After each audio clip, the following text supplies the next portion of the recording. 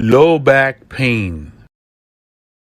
When the patient comes to you for evaluation for low back pain, the first question you ask the patient, do you have any bladder or bowel problems? You want to separate low back pain or acute low back pain from coda equina. Coda equina is an orthopedic emergency. It needs to be diagnosed early and treated by surgery early.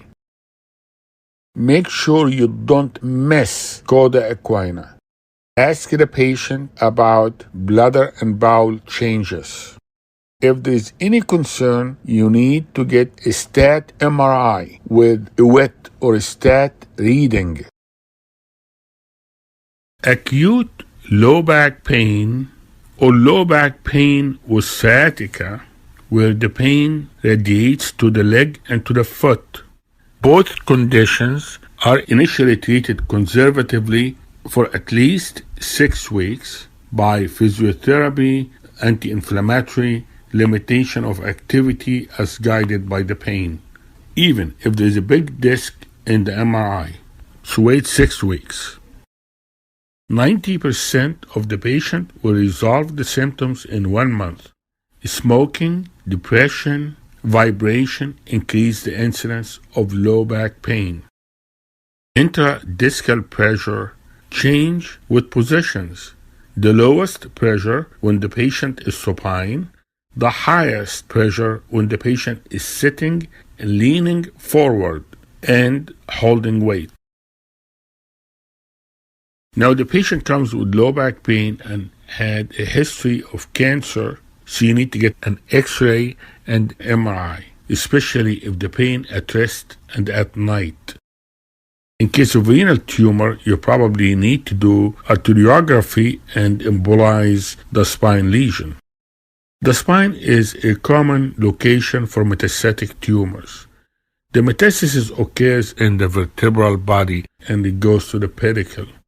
Loss of about 30 to 40% of the bone mass should occur before we can detect the lesion on the X-ray. Loss of the pedicle bone will give us a wink sign.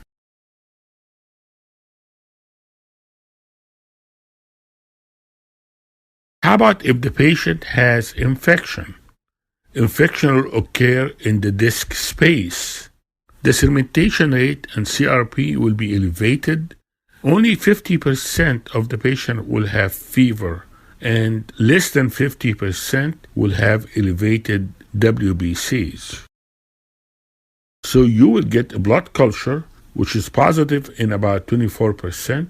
You will get an MRI, and you will give antibiotic as guided by the biopsy and culture and sensitivity. If it happened that the patient has epidural abscess, you will do surgery, especially if there is deterioration of the neurological function. If we get infection post-surgery, you can diagnose it by C-reactive protein, the CRP. How about osteoporotic fracture? When osteoporosis starts causing fracture, you start with the wrist, then the spine, then the hip.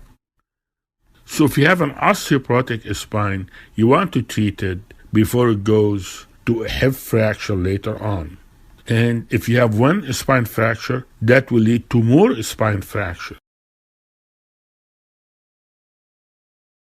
After 1 year of treatment with medication, you decrease the incidence of vertebral fracture by 60%.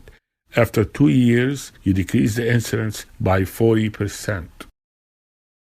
So in general, when you're dealing with a patient with low back pain, you treat the patient conservatively.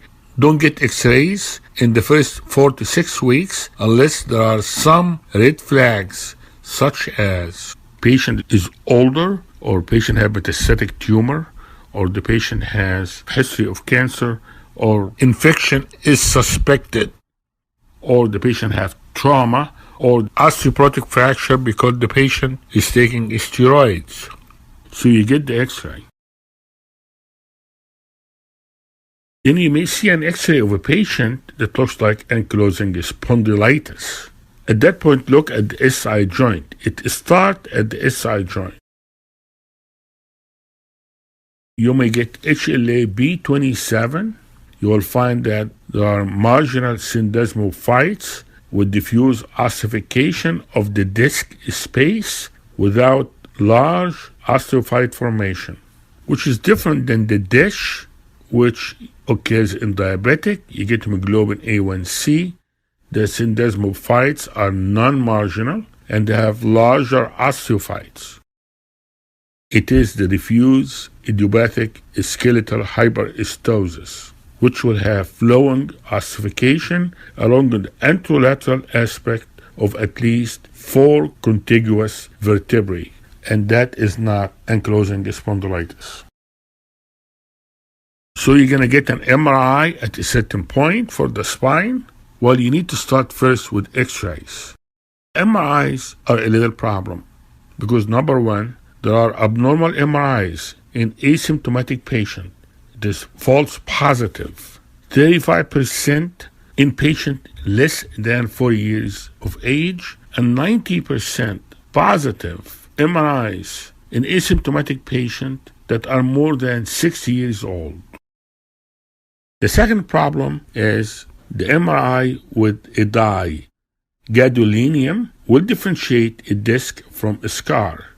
Both granulation tissue and the recurrent disc can look alike on routine MRI.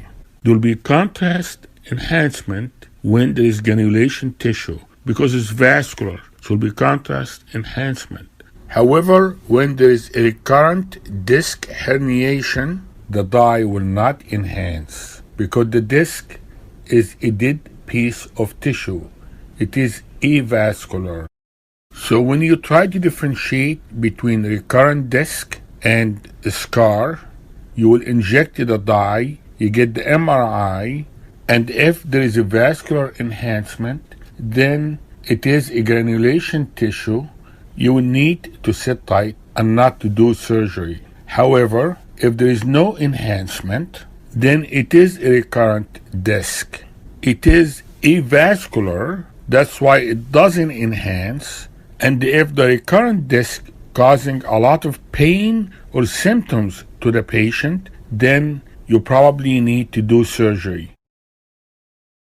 Thank you very much. I hope that was helpful.